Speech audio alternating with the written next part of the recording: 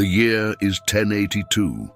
For most inhabitants of the Iberian Peninsula, life is an equation of faith, fear, and the relentless hardness of granite. The future kingdom of Portugal is still just an idea, a dream of sovereignty forged under the shadow of the Reconquista. Borders shift according to the ebb and flow of battles and feudal alliances.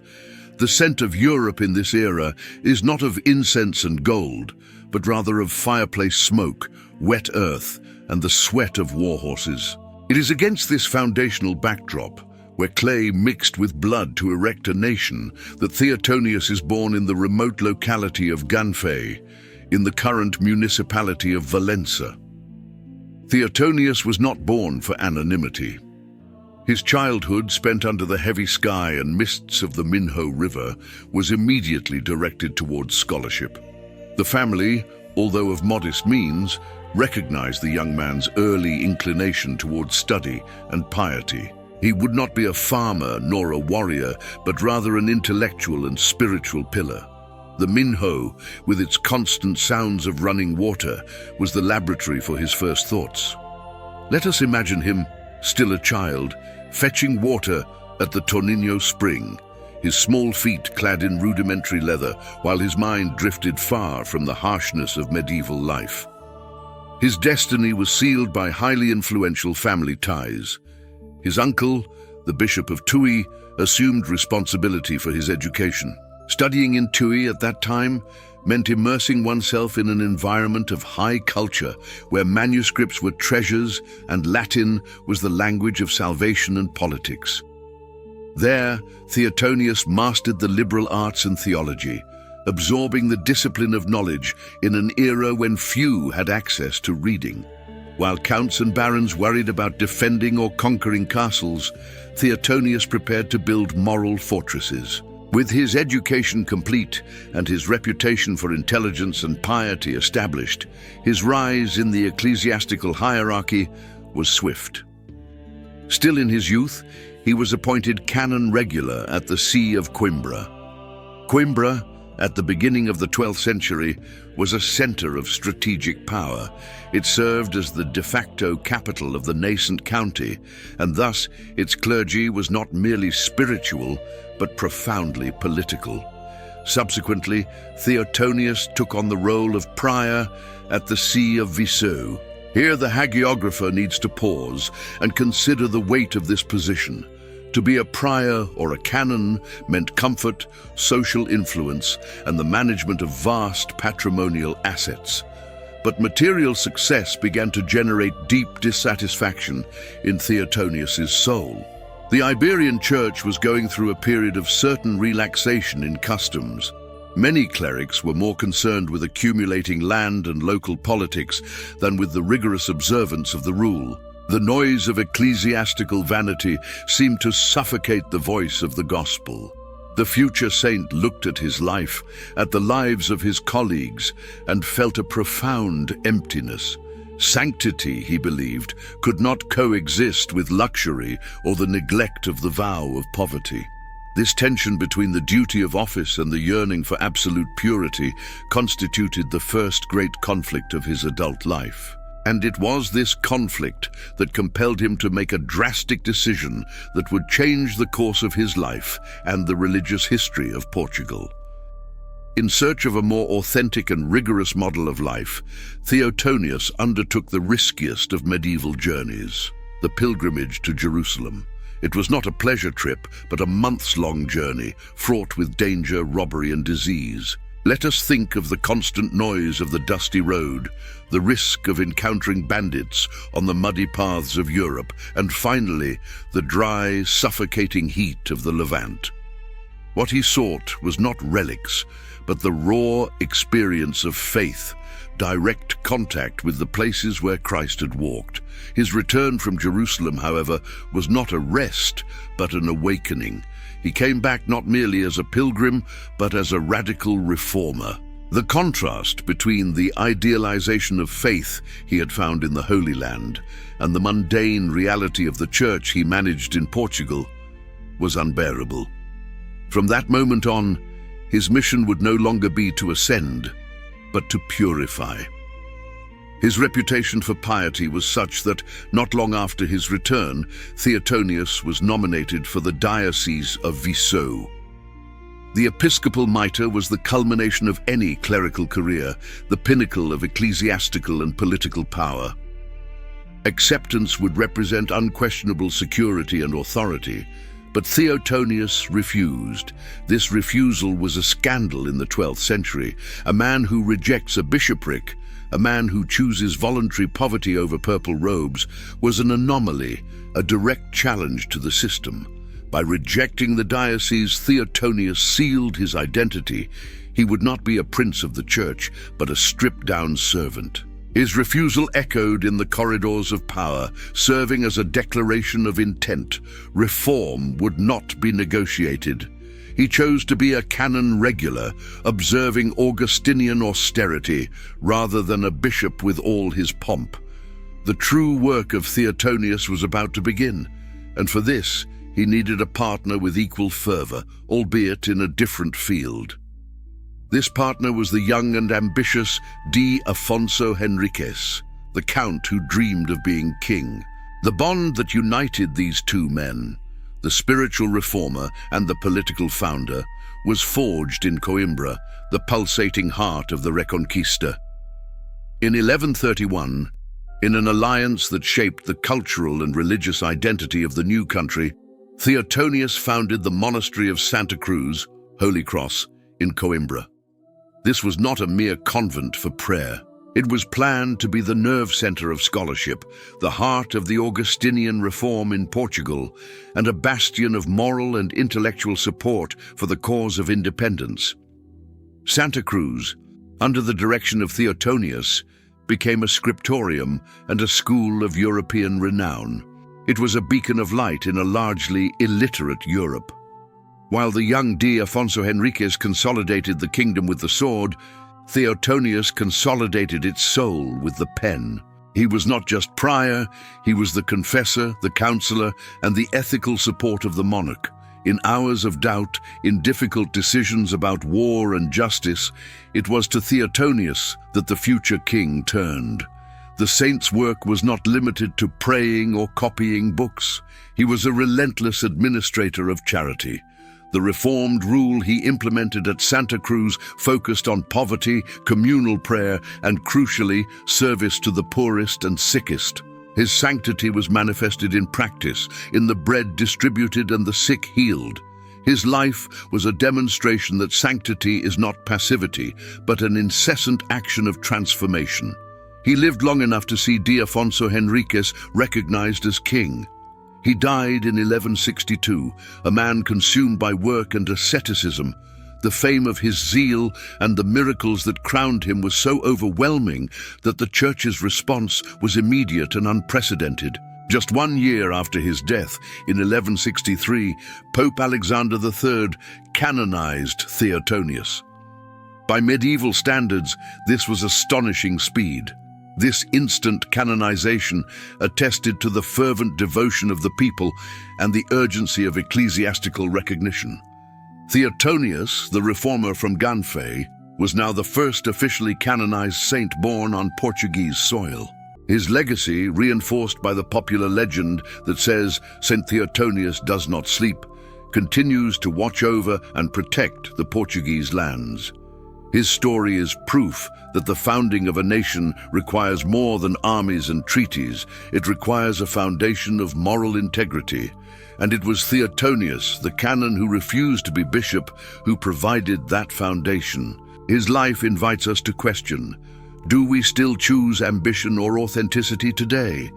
He teaches us that true reform always begins with ourselves. In the primordial mists of what would become the Kingdom of Portugal, right in the Portucalense county, a society forged in the iron of swords and unwavering faith was rising.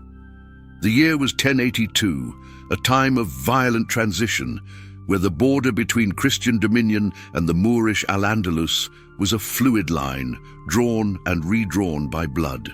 In this scenario of political and military uncertainty, in the heart of the Minho, in Ganfei, a small, damp locality in the municipality of Valença, The life of a boy, destined to be much more than a mere cleric, blossomed. Theotonius, the reformer who would become the first Portuguese saint. To understand the greatness of Saint Theotonius, one must first walk through the dirt streets of his childhood. Ganfei, nestled near the mighty Minho River, was a land of granite vineyards and dense morning mist. It was a world where the sound of the monastery bell was a counterpoint to the creaking of axes and the distant rumor of the Reconquista wars. The child Theotonius was not born into misery, but into a family with important connections and deep piety, which ensured him the spiritual and intellectual anchors necessary to navigate the chaos of the time. His birth was not just a domestic event, it was an act of hope in a territory desperately seeking to define its identity and ensure its permanence.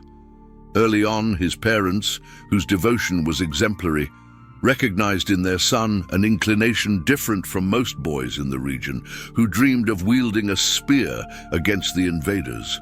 While others played war, Theotonius sought the quiet corner of the parchment and the murmur of prayer. This early inclination was nurtured by his ecclesiastical lineage. His education was placed under the care of a crucial relative, his uncle, the Bishop of Tui. At that time, the church was not only a religious institution, it was the main hub of power, culture, and knowledge transmission. Being educated in Tui, which was a vital episcopal center in Galicia, meant having access to the intellectual elite of the Iberian Peninsula. Let us imagine the young Theotonius, still a boy, leaving the green humidity of Ganfei to enter the solemn austerity of the episcopal palace in Tui. The smell was of incense, mixed with the mustiness of old books. The sound, that of Gregorian chant, repetitive and hypnotic, which marked the canon's day.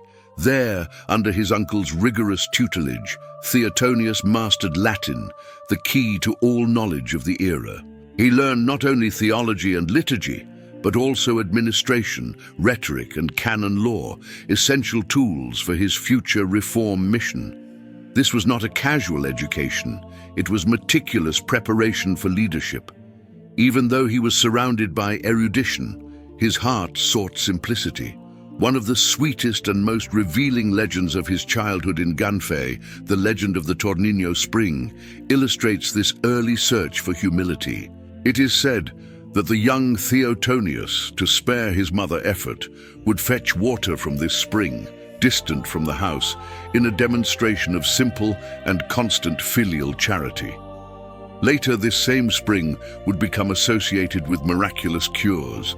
But in the saint's youth, it was merely the stage for a small, everyday act of love for others. It is in these human details, in the perseverance in carrying a heavy jug, or the patience to learn a complex text, that we find the seed of his sanctity. The progress of Theotonius in ecclesiastical life was meteoric.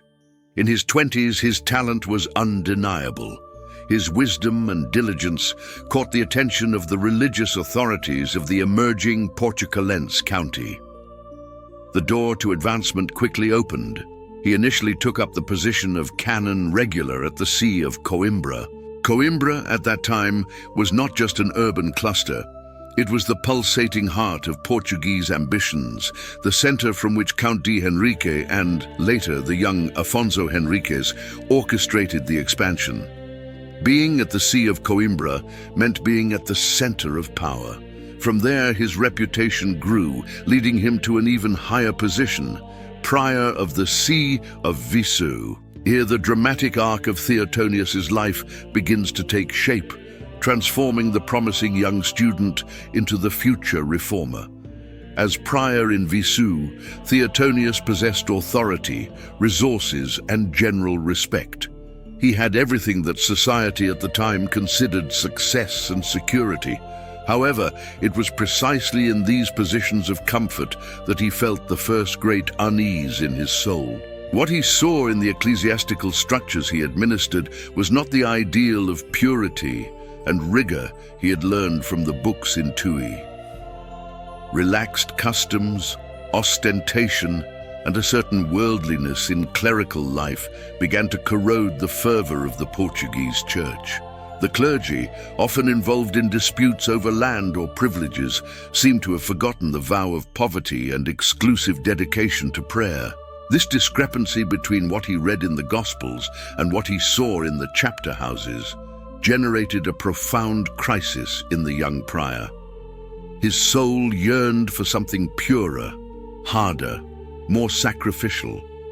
He feared not worldly failure, but spiritual failure. He asked himself, how can we preach penitence to the people if we ourselves live in luxury? This internal tension, this ardent desire for coherence, was the engine that led him to reject security and embrace the uncertain path of radical reform.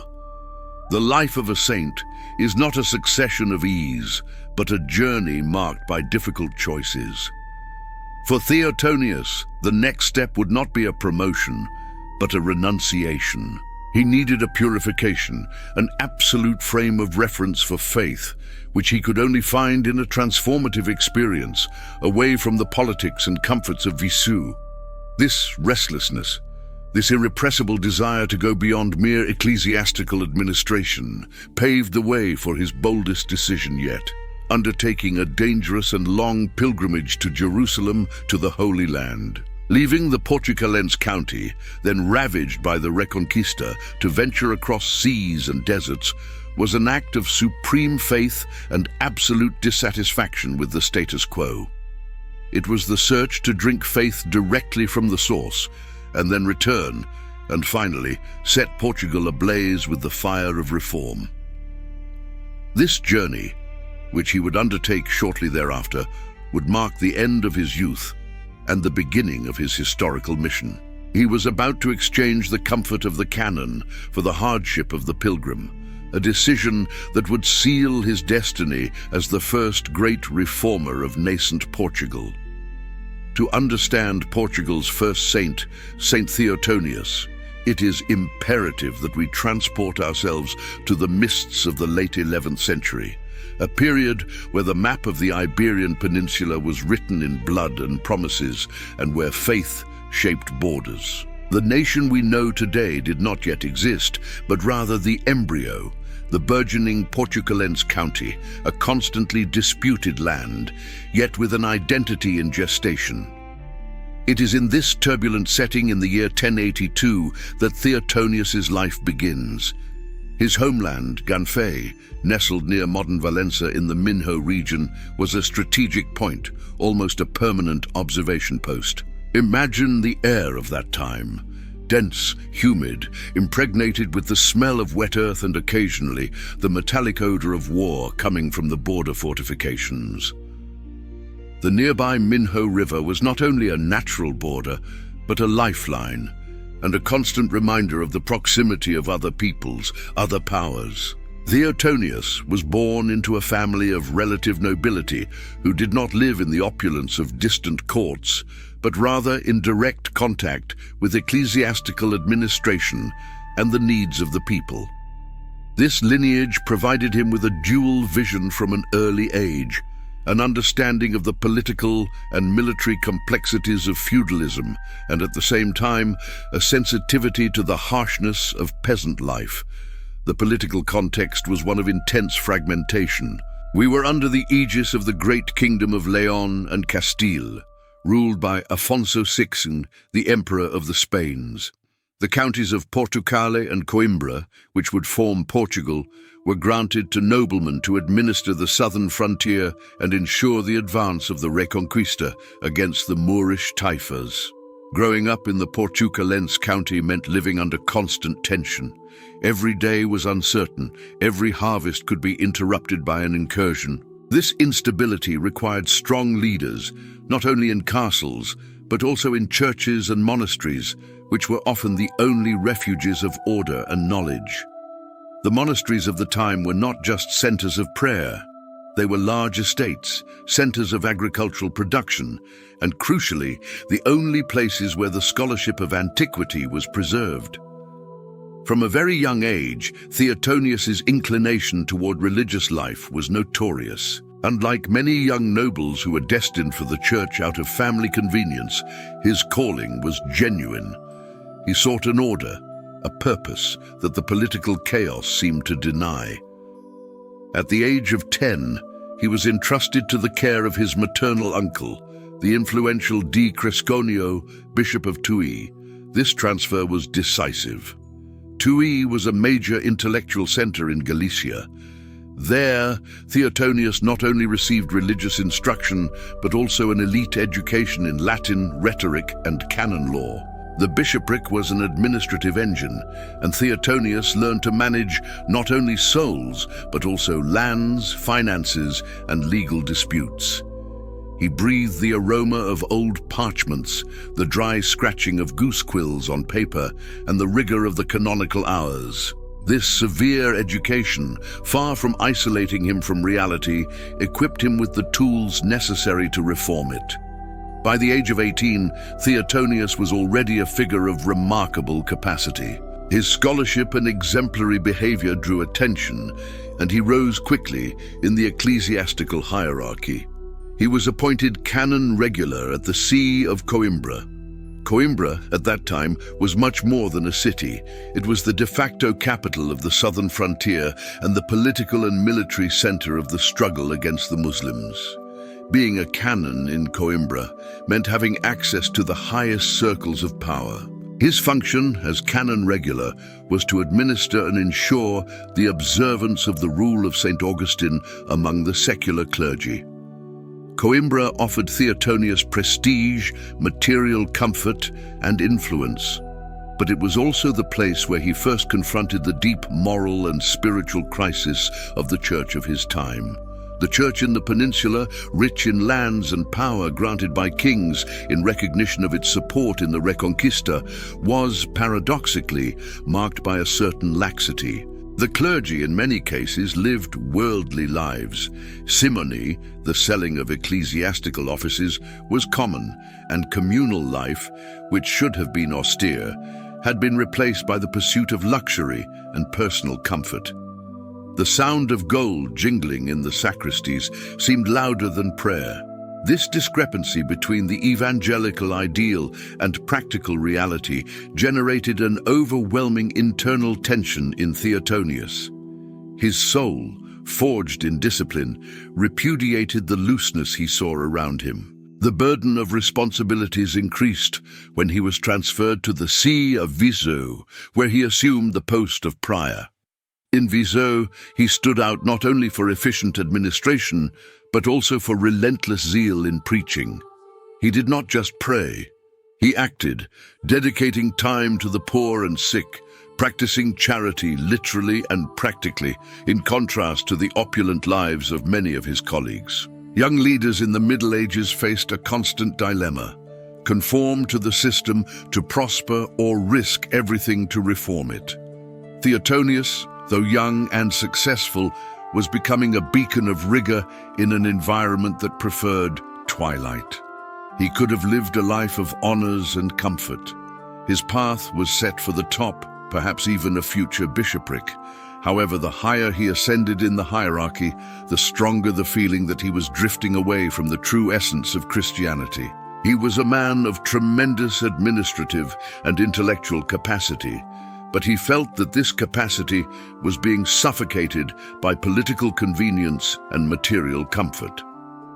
True reform, he realized, would not begin with decrees, but with radical example. It was at this turning point, at the peak of his recognition and success, that Theotonius made a decision that shocked the ecclesiastical establishment. He would reject the life of pomp and undertake the most dangerous of spiritual journeys, the pilgrimage to Jerusalem.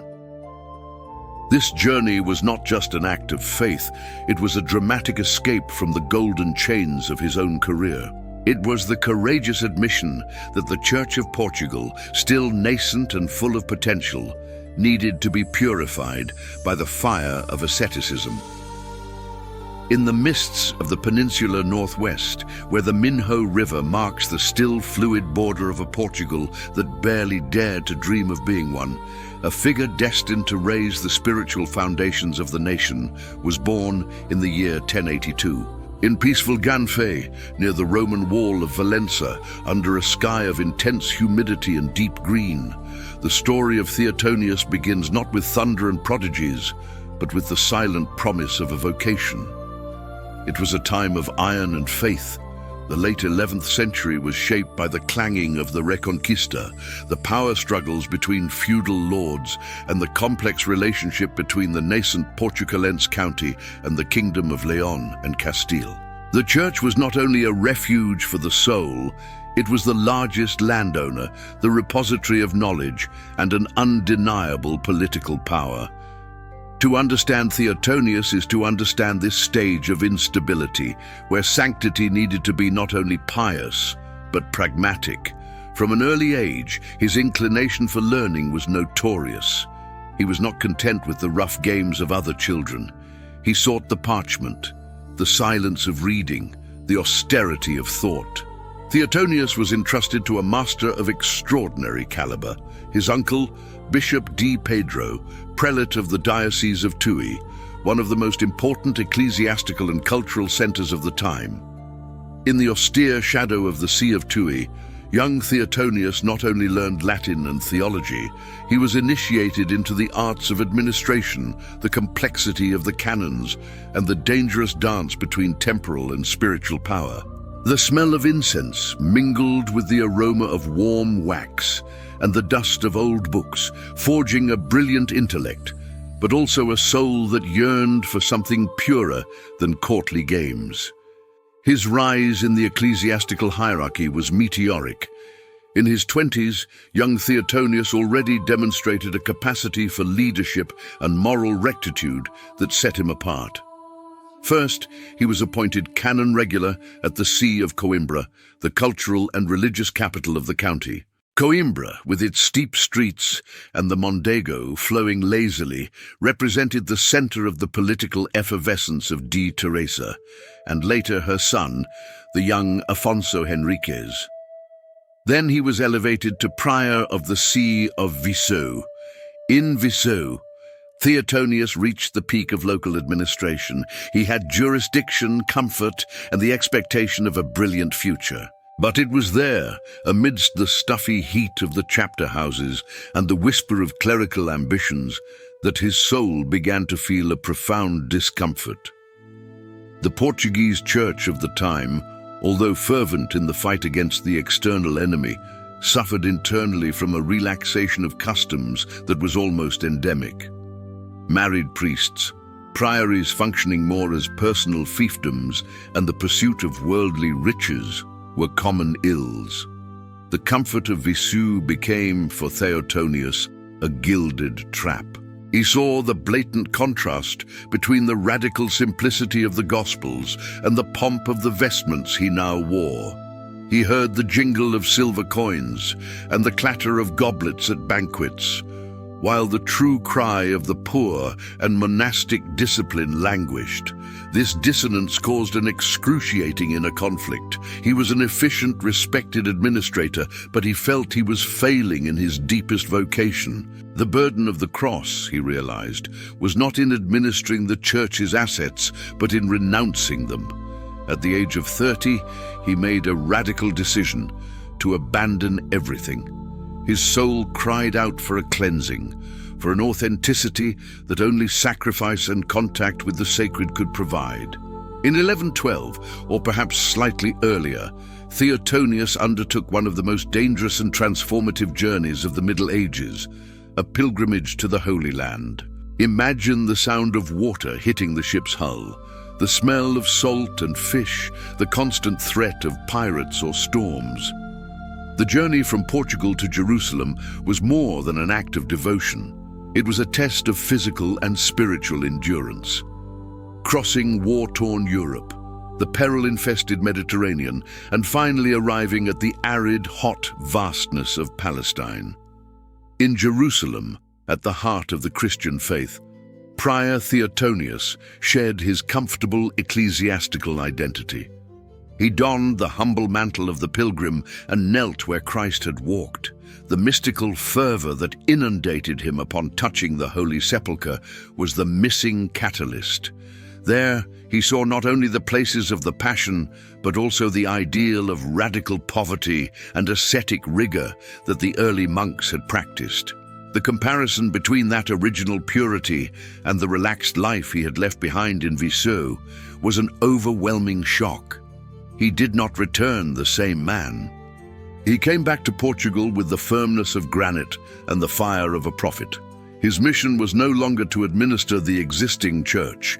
It was to reform it from the inside out.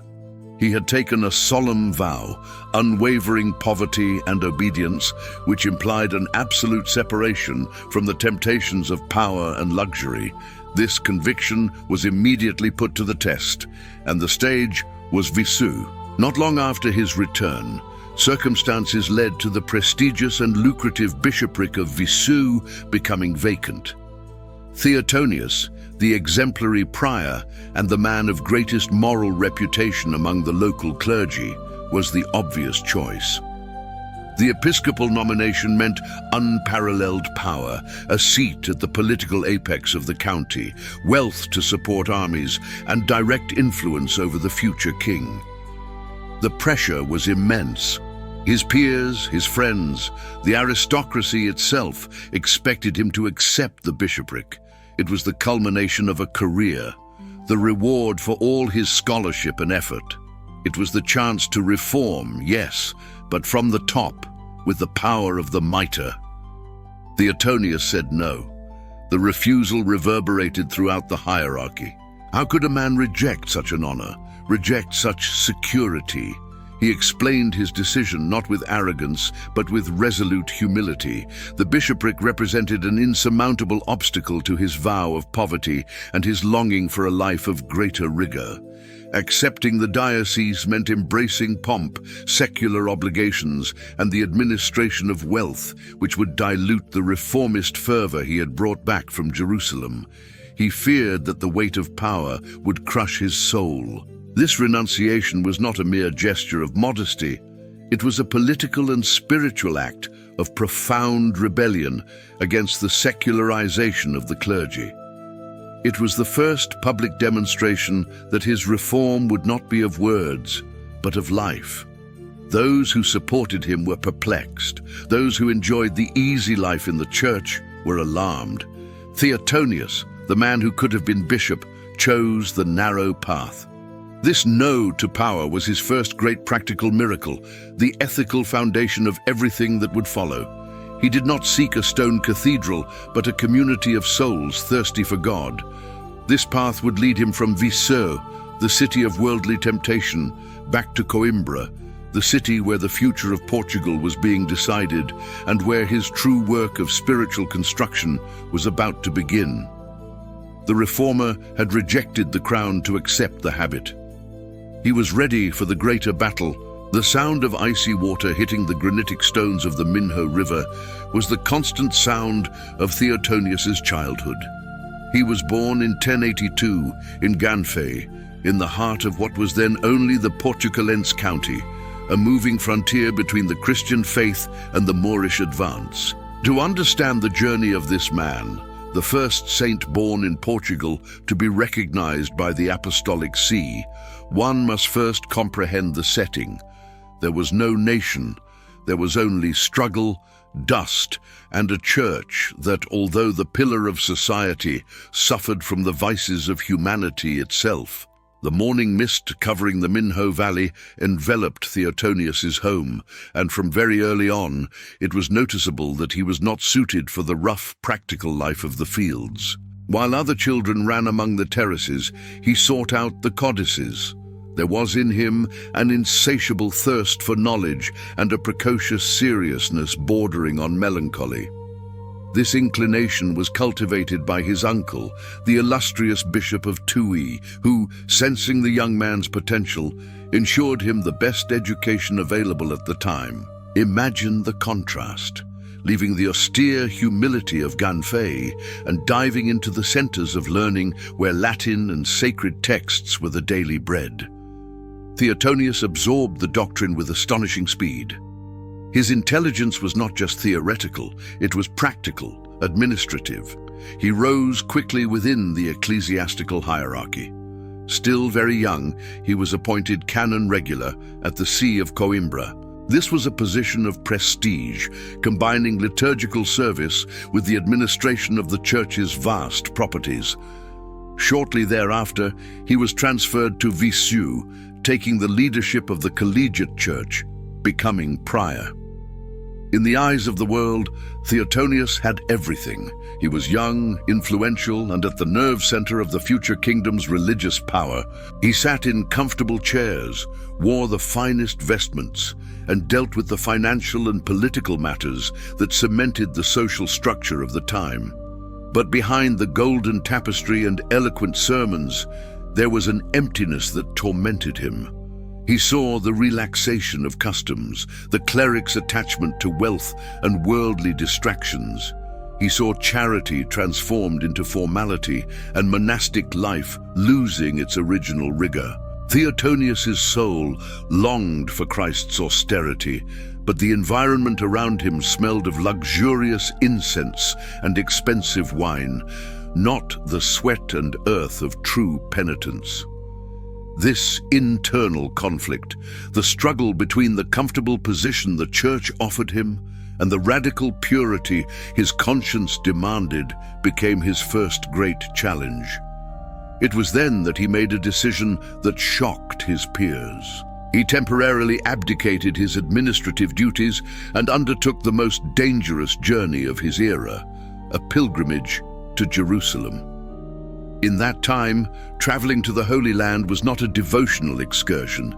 It was an act of heroism. Months of marching on dusty roads, under the relentless sun, sleeping outdoors, and facing the constant threat of brigands and religious conflicts. The pilgrimage was his spiritual crucible, a laboratory of forced humility. In Jerusalem, Theotonius did not seek palaces or honors. He sought the harsh smell of the desert, the silence of the hermits, and the uncompromising discipline of the oldest orders. He wanted to feel human fragility on his skin, to rediscover the strength of faith. In every painful step, in every cold night, he stripped himself of the layers of pride and ambition that inevitably accumulate in any person of power. The vision that returned was not that of a successful canon, but that of an inflamed reformer. When Theotonius returned to Portugal, his fame for sanctity and his moral authority were at their peak, and he was immediately confronted with the ultimate test. The post of Bishop of Viseu was vacant, and the local clergy, recognizing his intelligence and leadership capacity, proposed his nomination. This was the consecration of his career, the opportunity to ascend to the top of the hierarchy and theoretically to implement the reforms he so desired, but now with the power of a prelate. Theotonius's silence after the proposal must have been palpable, heavy as a knight's armor. The public of that era, just like the modern public, valued ascent, a brilliant career, success. Rejecting a bishopric was unthinkable. It was rejecting not only power and comfort, but the very prestige that came with the position. Here we find the essence of his humanity. Certainly there was the temptation of vanity, the subtle voice that said, "With power you can do more good. With the episcopal ring, your reforms will be law." But Theotonius remembered his vow, the discipline he had sworn in the East. He realized that the trap of hierarchical power, even if well-intentioned, was incompatible with the radical reform he believed was necessary. His response was a firm no, an act of renunciation that resonated like thunder through the ecclesiastical structure. He rejected the bishopric of Viseu, deliberately choosing the path of poverty and rigorous community life. This renunciation was not an end, but the true beginning of his mission. The clergy of Portugal, for the most part, viewed this attitude with skepticism, perhaps disdain. He was an idealist, a visionary who preferred the rigor of the rule to the pragmatism of government. But it was exactly this intransigence that would attract those who were truly thirsty for spirituality. Theotonius knew it was not enough to preach reform. It was necessary to live it, and a place where that life could flourish was needed. He gathered a group of canons regular, men who shared his fervor and were willing to trade the easy life for discipline. They sought a location in Coimbra, the political and military center that was consolidating as the heart of the future kingdom, to found a new house. In the year 1131, the monastery of Santa Cruz de Coimbra was born. This was not just another convent. It was the foundation of the Augustinian reform in Portugal, a beacon of scholarship amidst a political whirlwind. The founding of the monastery marks the transition from Theotonius, the canon, to Theotonius, the reformer. But he was not alone. His mission, though radically spiritual, found an unlikely but essential ally: D. Afonso Henriques. The future king of Portugal, an ambitious warrior, desperately needed moral and spiritual legitimacy to support his independence project. He found in Theotonius not only a confessor, but a counselor whose integrity was unquestionable. While D. Afonso Henriques forged the nation with iron and blood on the battlefields, Theotonius forged its soul with discipline and knowledge in the classrooms and scriptorium of Santa Cruz. The relationship between the monarch and the monk was the perfect symbiosis between temporal power and spiritual authority, a crucial partnership for the cohesion of the nascent kingdom. Theotonius's initial challenge, that of choosing purity over position, had yielded the greatest fruit: the creation of a center that would not only educate the clergy, but also prepare the educated jurists and administrators of a new national identity.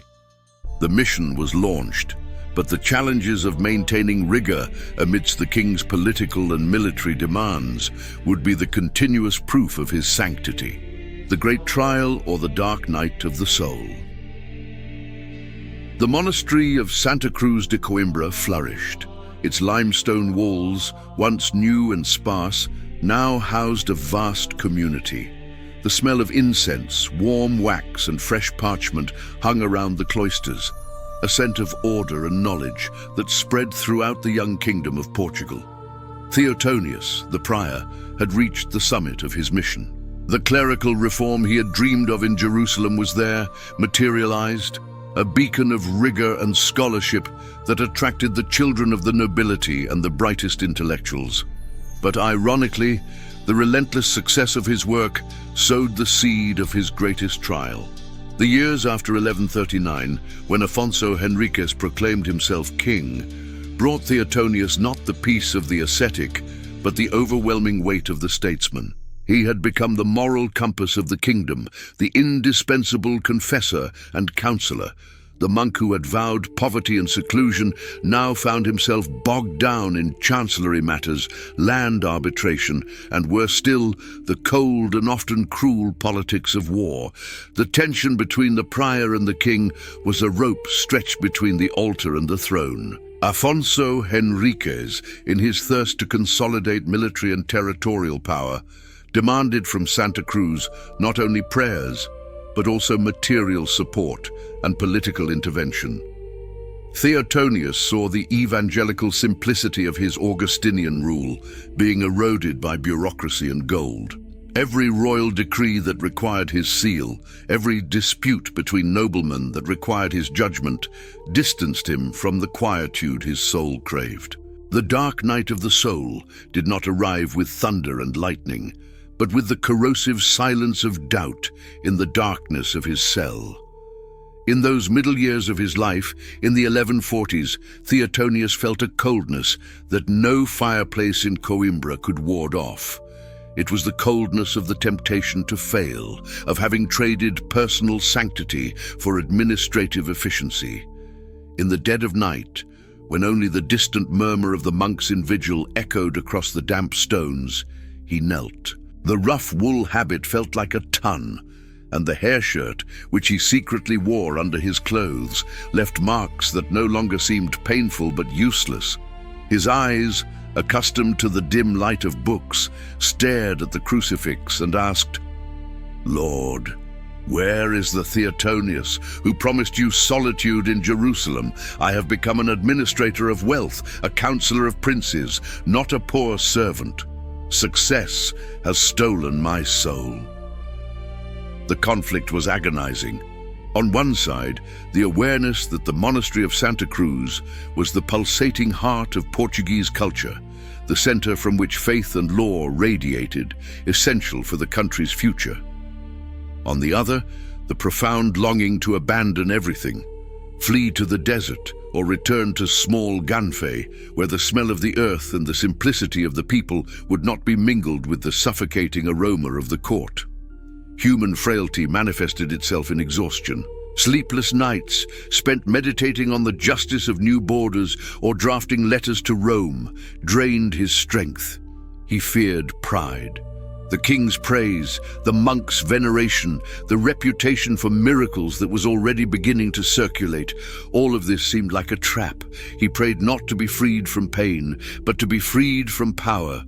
The trial reached its breaking point when the weight of political commitments became unbearable. Perhaps it was an episode of injustice where he felt his hands were tied by reason of state, or perhaps it was the realization that the rule, which he had fought so hard to strictly impose, was beginning to be softened by those around him, seduced by the monastery's growing wealth.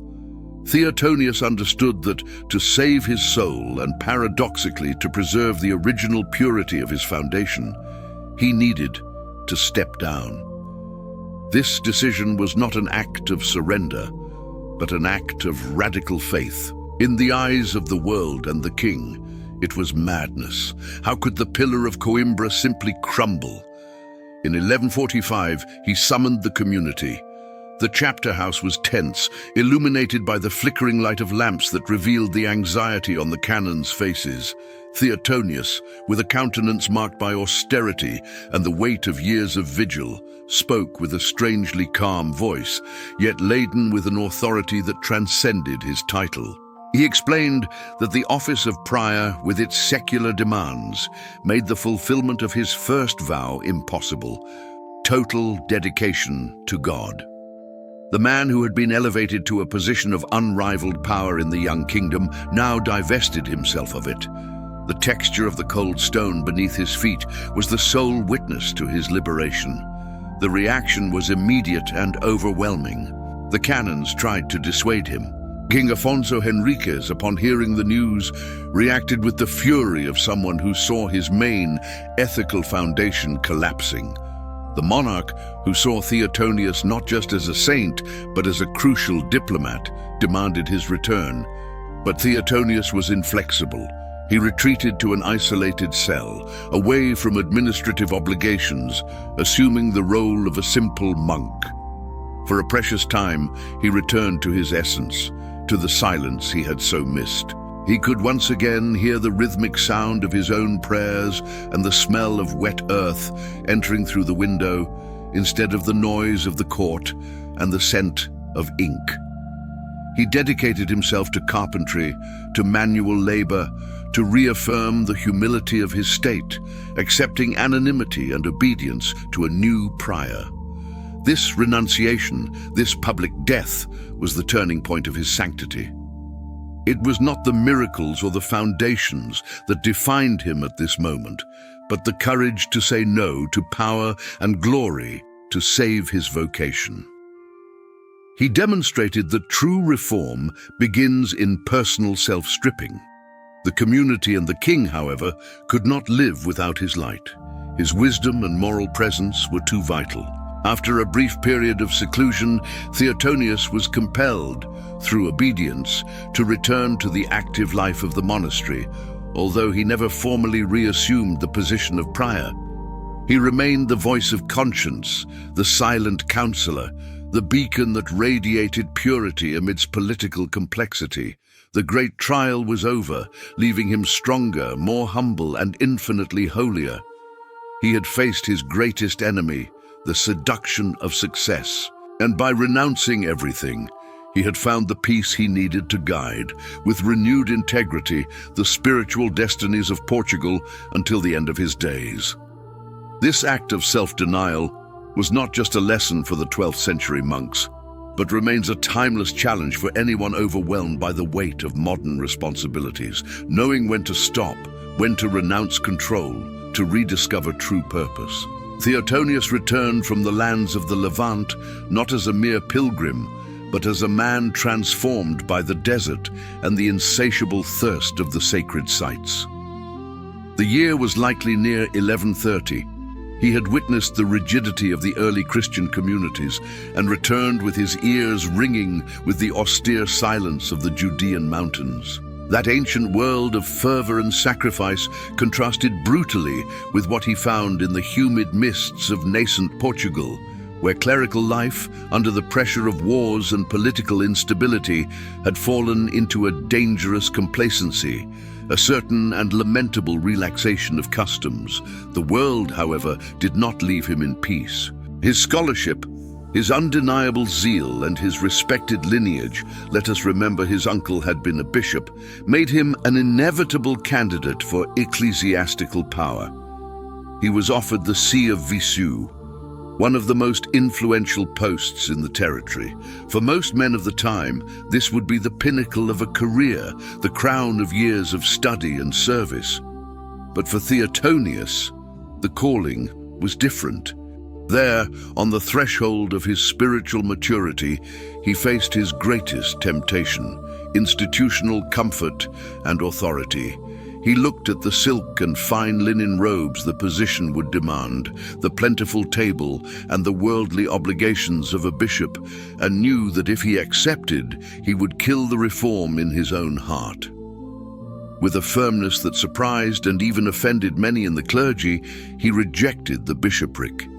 He had taken a vow of poverty and would not trade it for dioceses. His refusal echoed like silent thunder in the courts and seas.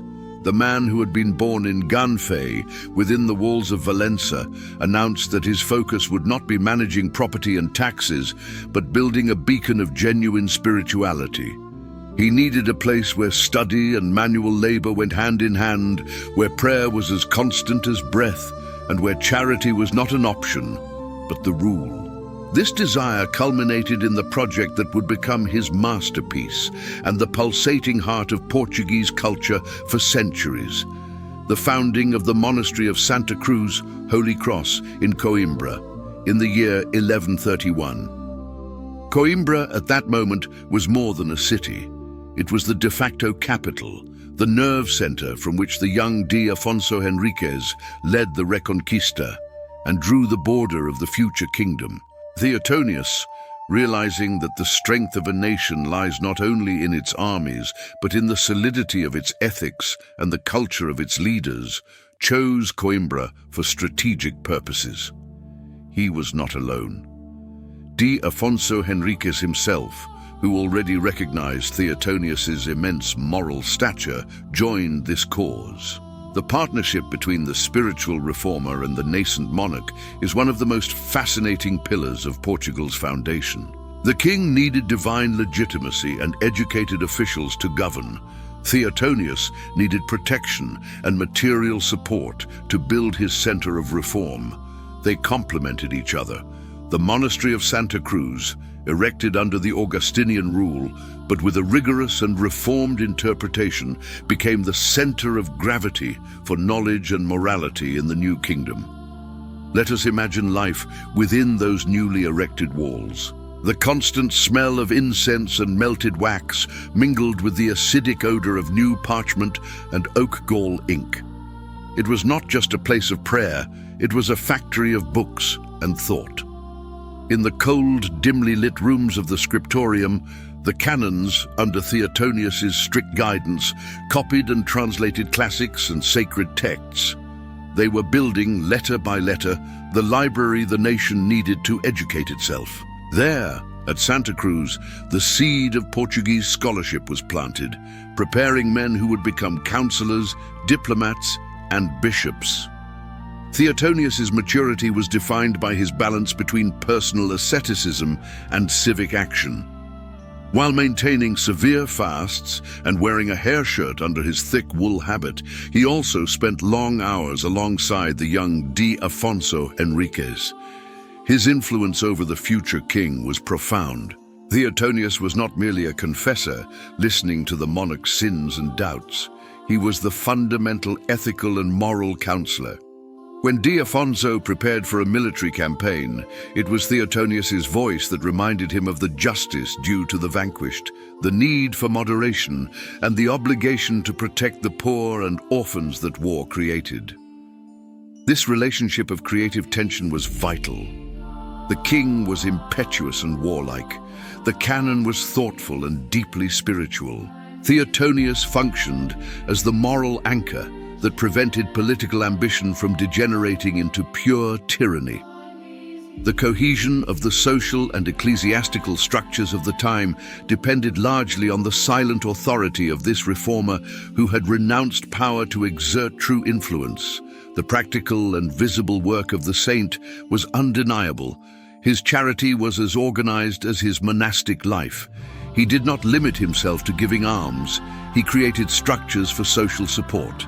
He founded hospitals, organized food distribution in times of scarcity, and personally interceded with the monarch and the nobles on behalf of the destitute. This concrete work was his daily miracle.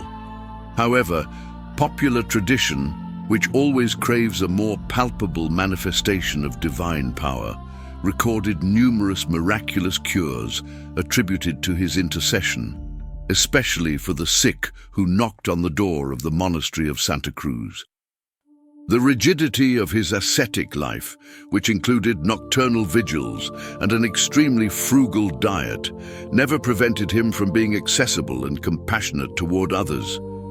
His humanity was manifested in his tireless patience with the weak and his firmness without arrogance toward the powerful. He lived over 80 years, a rare longevity for the time, and his life was a marathon of uninterrupted service. When Theotonius finally closed his eyes in the sleep of death in 1162, his reputation for sanctity was not a matter of blind faith, but a certainty rooted in the observation of a lifetime dedicated to reform and effective charity. The popular and ecclesiastical response was immediate and overwhelming. Portugal, fighting for its political assertion on the European map, urgently needed a saint of its own, a patron who would seal its divine identity. Pope Alexander III, recognizing the fervent devotion and extraordinary life of service, proceeded with his canonization in record time, just 1 year after his passing. This almost instant papal recognition attested to the monumental impact Theotonius had made. He officially became the first saint born on Portuguese soil to be elevated to the altars. His legacy transcended death itself. The monastery of Santa Cruz continued to be one of the most important institutions in the country, a beacon of light in the Middle Ages. But it is perhaps in a popular legend that the essence of his spiritual maturity and contemporary relevance resides. In the lands of the south, the popular tradition echoes, Saint Theotonio non dorme. Saint Theotonius does not sleep. This phrase encapsulates the belief in his uninterrupted vigilance, his continuous intercession. It is a powerful symbol for all of us who face the temptation of fatigue and complacency. True sanctity is not a static state, but active vigilance, a constant commitment to the work of reform, justice, and charity. The reformer who rejected the bishopric to build a spiritual nation continues to challenge us not to sleep on our responsibilities. The first and most decisive moment in Theotonius's journey was not a celestial thunder, but an inner silence, a human test of character that would define all his future sanctity. He had distinguished himself from a very young age, ascended quickly, And the Church in the turbulent 12th century rewarded talent. His reputation for zeal and scholarship was such that the canons of Viseu acclaimed him and elected him to assume the episcopal chair. Being Bishop of Viseu was one of the posts of greatest prestige and power in the nascent Iberian Peninsula, a throne that guaranteed him direct political influence over the future king and a life of relative opulence, marked by pomp and grand liturgy. However, Theotonius carried the weight of the memory of his pilgrimage to Jerusalem, from where he had returned with the smell of the Holy Land and the disturbing vision of the clerical laxity in Portugal. He had promised himself a life of rigor and reformism. The invitation to the bishopric of Viseu was not an honor, it was a temptation in disguise, a test of his integrity. Let us imagine him in the cold hall of Viseu, the parchment of nomination on the oak table, the heavy robes of silk and gold ready to be worn. The air was saturated with the strong smell of incense and candle wax. Everyone expected acceptance, but Theotonius saw the trap. Comfort would negate reform. Wealth would suffocate the poverty he preached. The fear was not of failing in his episcopal mission, but of succeeding by the wrong metrics, of becoming a powerful administrator instead of a herald of pure spirituality. With a firmness surprising for the era, he publicly refused the bishopric, renouncing power and security for his vow of poverty and his ascetic ideal. This act, more than any miracle of healing, was his great moral prodigy. It was the rejection of the world that made him fit to reform it. This dramatic refusal liberated him for his true vocation, institutional reform. In 1131, in the heart of Coimbra, the forming capital of the Portucalense county, Theotonius joined forces with the young D. Afonso Henriques, who saw disciplined faith as a lever for building the kingdom. The founding of the monastery of Santa Cruz de Coimbra was not a mystical event, but a practical act of social and ecclesiastical engineering, requiring diplomacy, resources, and strategic vision. This monastery, under the aegis of the reformed Augustinian rule, became the intellectual center of Portugal. Theotonius, the reformer, was curing the kingdom of ignorance and disorganization. There, amidst the constant sound of chisels on stone and the persistent smell of fresh ink and parchment borne from sheepskins, copious monks worked tirelessly. Santa Cruz was a factory of culture. It was the miracle of perseverance and education that guaranteed D. Afonso Henriques the ecclesiastical and administrative officials he needed to govern. Theotonius, as the monarch's counselor and confessor, was the ethical support behind the sword of the Reconquista. However, Theotonius's fame as a man of God was not limited to his organizational capacity. The people, immersed in medieval faith, longed for visible signs of divine favor, and the prodigies manifested themselves. His most frequently reported gift in life was that of healing. The accounts multiplied as his age advanced and his aura of sanctity grew. They were cures of the blind, the paralyzed, and the sick consumed by fevers that the medicine of the time, based on bleedings and herbs, could not remedy. People came from afar, facing muddy and dangerous roads, motivated by the hope of touching his simple, rough garments. These healings were not exhibitions. They were the validation of his ascetic life and his profound charity for the most disadvantaged, the lepers and the poor who lived in the shadow of Coimbra's walls. Among the most enduring legends is the episode of the Minho River. In his homeland, the Minho is a powerful, volatile river, frequently enveloped in a cold, impenetrable mist. According to tradition, Theotonius urgently needed to cross the turbulent waters to provide aid or fulfill a vital duty to the community, but the crossing seemed impossible due to the strength of the current or the absence of means. In this moment of desperation and divine urgency, he is said to have invoked God, made the sign of the cross, and walked upon the turbulent river as if he were treading on dry land. This image, that of a man crossing the indomitable elements of nature, spoke directly to the people's soul, symbolizing that Theotonius's faith was strong enough to overcome all physical and moral obstacles that opposed the construction of the new kingdom and spiritual reform.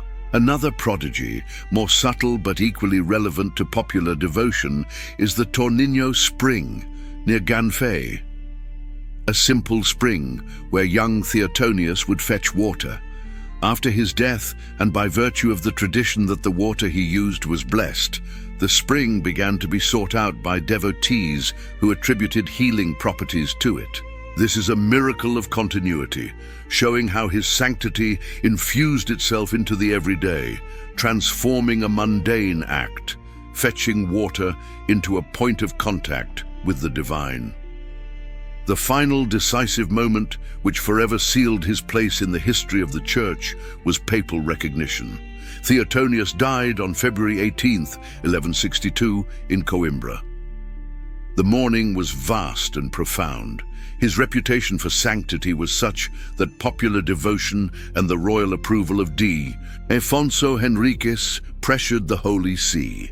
In a period when canonization processes took decades or even centuries, Pope Alexander III, less than a year after his death, elevated Theotonius to the altars.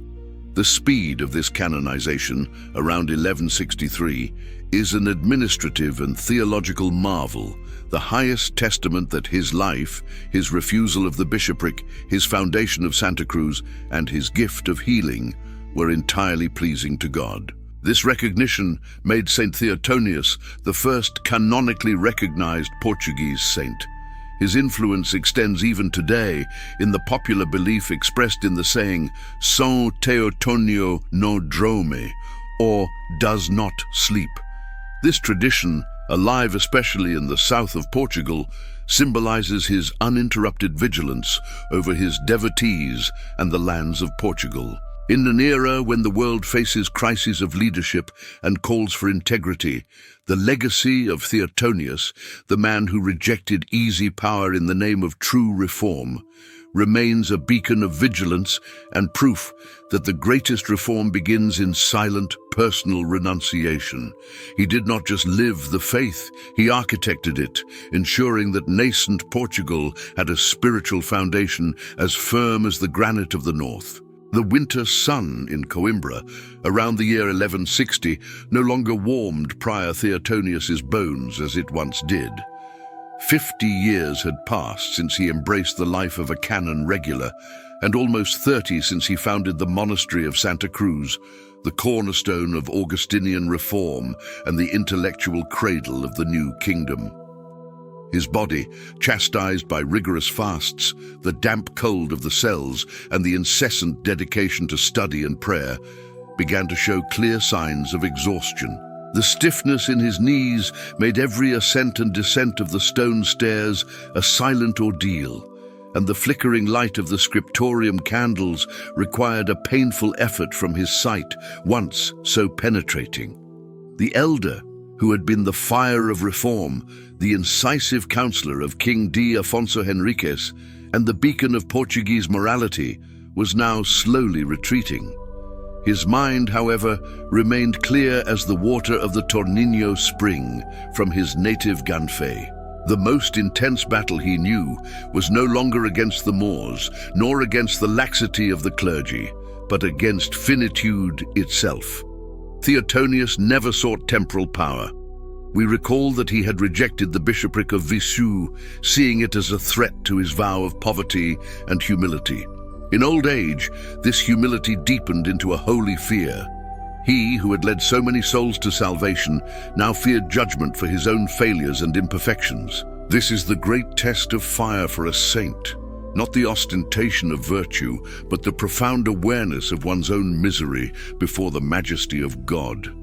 The brothers of the monastery noticed his increasing external serenity, but also the redoubled rigor of his penances and the frequency of his long silences in the chapel, where the strong scent of incense mingled with the acrid odor of cold stone. The prior, realizing that his hour was approaching, made a decision that mirrored his entire life of renunciation. In 1160, 2 years before his death, he formally resigned from the position of prior, passing the baton of command to Di Juan, his successor, and withdrew into an even stricter life of seclusion, wishing to prepare for the final encounter. He wanted to strip himself of all human glory to wear only the garment of humility. What did this retirement mean for young Portugal? It meant that King D. Afonso Henriques, who consulted him on all matters of state, from military strategy to ecclesiastical appointments, lost his main moral pillar.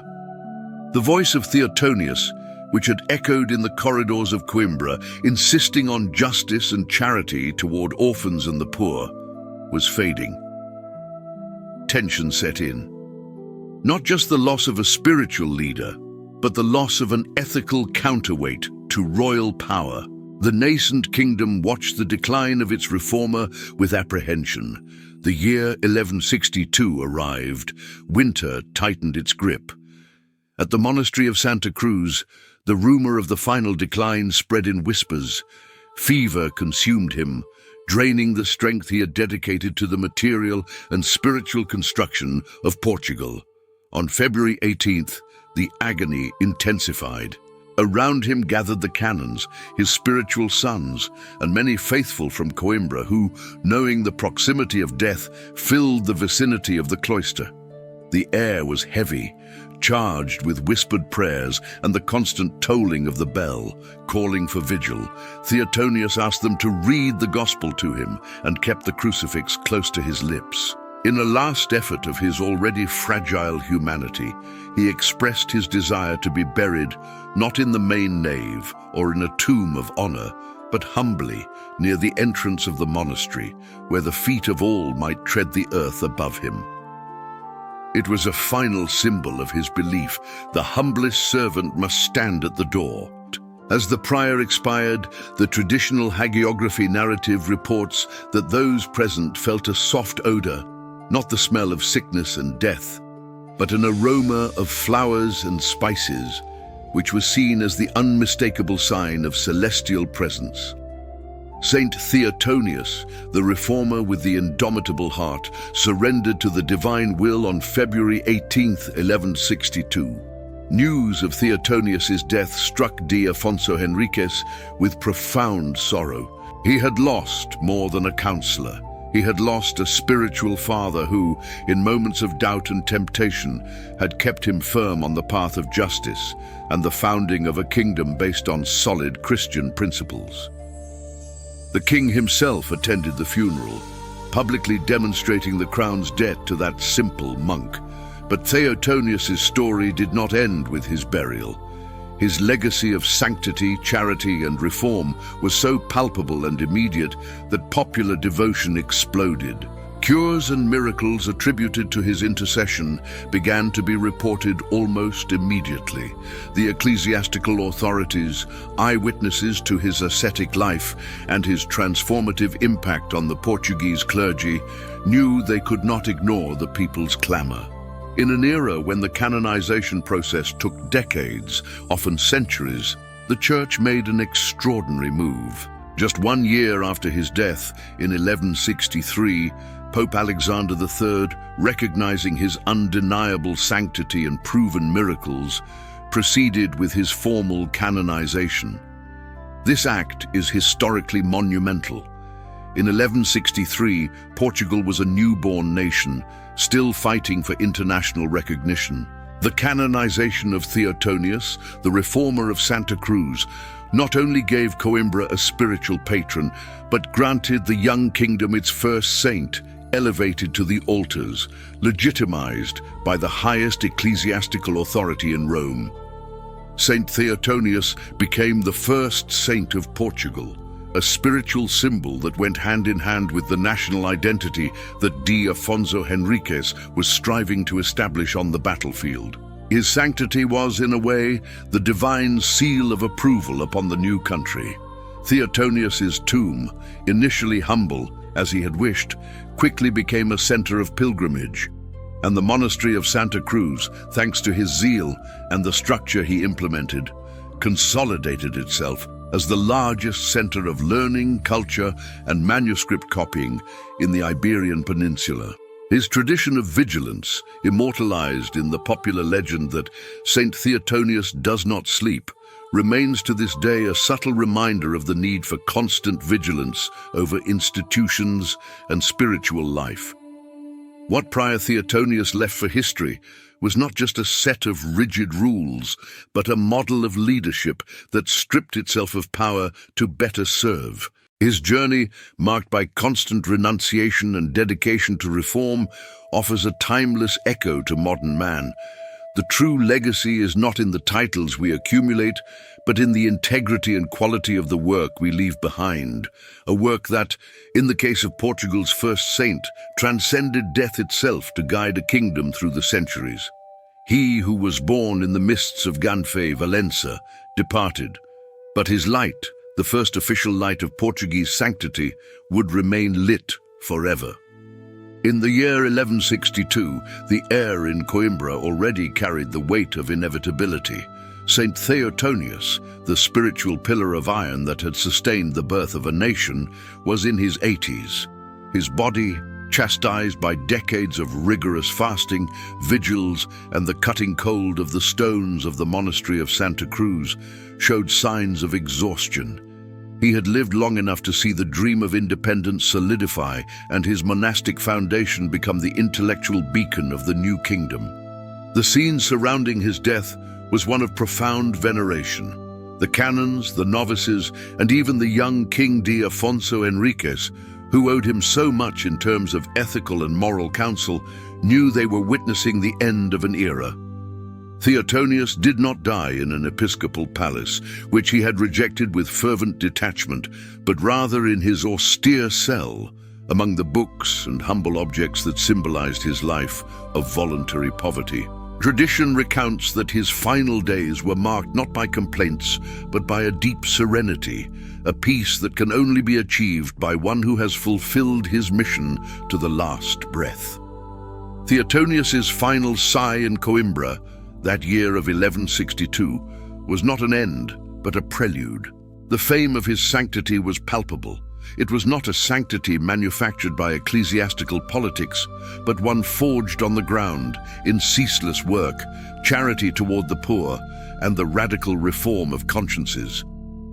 The stories of cures and miracles that surrounded him in life gained strength after his death, testifying that divine intervention had not withdrawn from him.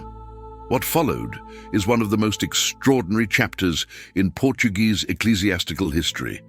Popular devotion was so immediate, so intense, that the Church could not wait.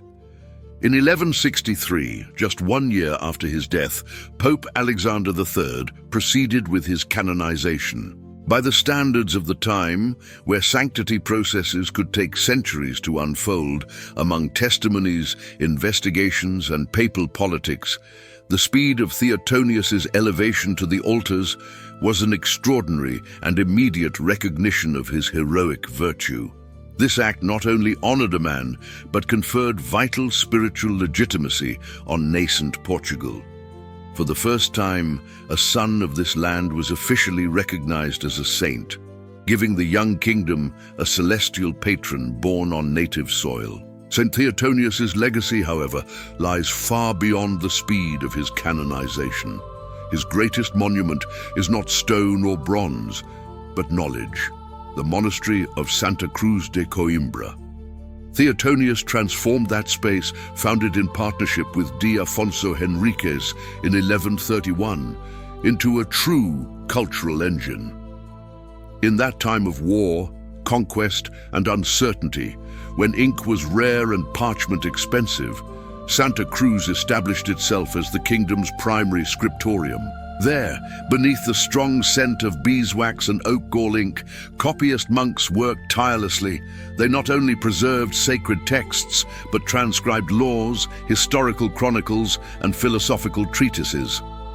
The monastery of Santa Cruz, thanks to Theotonius's vision, became the repository of Portuguese memory and identity, a center of intellectual irradiation that trained generations of clerics and administrators essential to the structure of the state.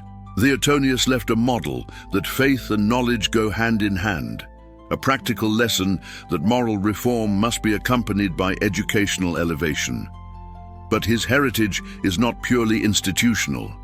It lives on in legends and the simple devotion of the people, especially in his homeland, Valencia. Let us consider the Torninho Spring in Ganfei. It is a memory of the saint's childhood, the well where he used to fetch water. And as is common in popular faith, healing properties were attributed to this water, linking the saint's thaumaturgical power to the humility of his origins. Theotonius, even in his greatness, remains the village boy, accessible to the touch of the people. There is also the legend, especially strong in the Minho, that shows him walking on the waters of the Minho River. Regardless of historical veracity, this story serves a powerful theological function. It shows the man who subjected nature to his will through his uncompromising faith, a sign of his spiritual authority before the elements. And we arrive at the saying that perhaps best defines the popular perception of Saint Theotonius, a phrase perpetuated especially in the south of Portugal. São Teotonio não dorme. Saint Theotonius does not sleep. This is not just a superstition. It is a profound metaphor for uninterrupted vigilance. While in life he denied himself restorative sleep for the sake of prayer and reformist work. After death, popular belief assures that he continues to watch over his devotees. The saint who did not accept relaxation in monastic life also does not accept rest in intercession. It is the image of active, committed sanctity, one that does not retreat into isolated contemplation, but works tirelessly for the good of the community. And what does Saint Theotonius, this 12th century reformer, teach us today in the whirlwind of the 21st century? His life is a mirror for our contemporary need for authenticity. We live in an age of information overload and superficiality, where ambition and title often outweigh integrity and service. Theotonius, by rejecting the bishopric of Viseu, teaches us about purity of intent. He chose poverty and the hard work of reform over ecclesiastical power and glory. He reminds us that true influence resides not in the office, but in character and genuine service. His determination in reforming clerical life, confronting the laxity of customs of the time, echoes our own need for continuous self-reform, both personal and social. In a world crying out for ethics and transparency, the First Saint of Portugal is a beacon of moral rigor. He inspires us not to accept the status quo when justice and truth are at risk. He invites us to be founders not just of stone monasteries, but of centers of moral and intellectual excellence in our own lives and communities, to value knowledge and charity as tools for social transformation. Celebrated on February 18th, Saint Theotonius remains, for the nation he helped shape, the saint of vigilance, charity, and relentless reform. His legacy is proof that sanctity, to be complete, must be deeply rooted in human reality, in the dust of the road, and in tireless service. He was the first to be elevated, but his example continues to be the standard, build with humility and reform with courage. The reformer of Ganfei is our eternal reminder that a single individual, moved by ardent faith and practical zeal, can indeed change the course of history and erect a nation brick by brick, soul by soul. And he, Saint Theotonius, the first saint of Portugal, continues not to sleep, watching over all those who seek integrity and faith and justice in the world.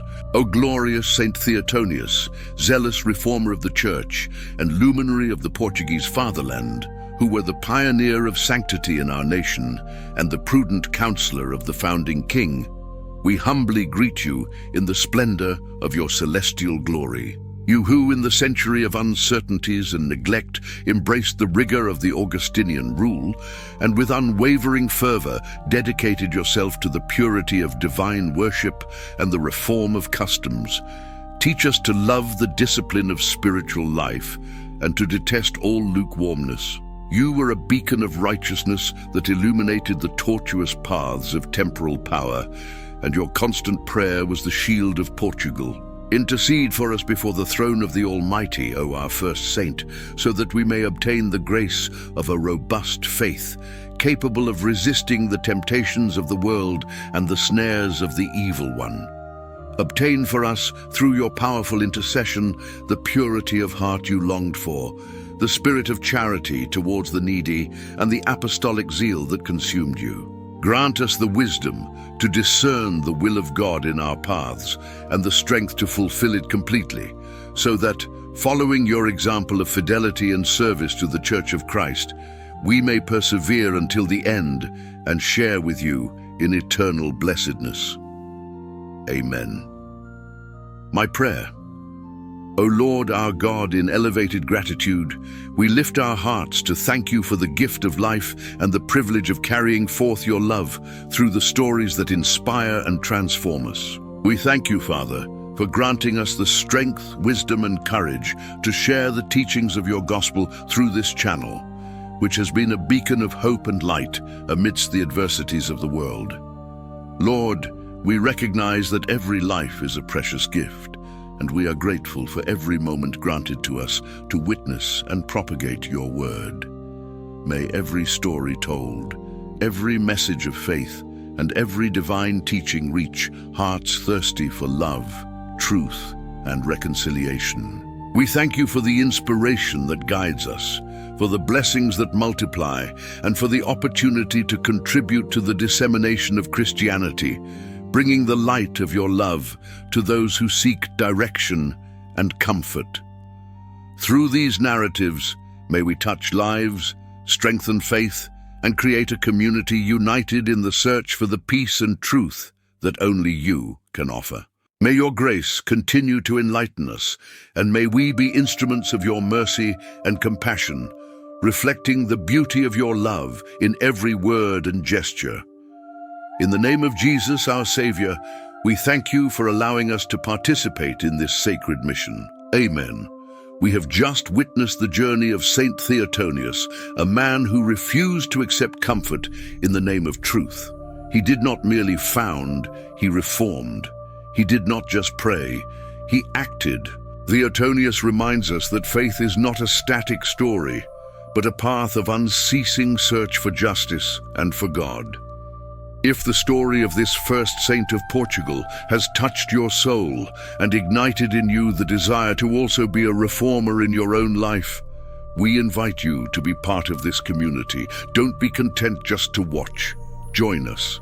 Subscribe to the channel so we can continue to uncover stories that challenge, inspire, and remind us of the transformative power of a life dedicated to truth. If this documentary brought you clarity or inspiration, leave your like and think of that friend or family member who you know is in a moment of stagnation, needing a breath of courage and reform. Share this documentary with them.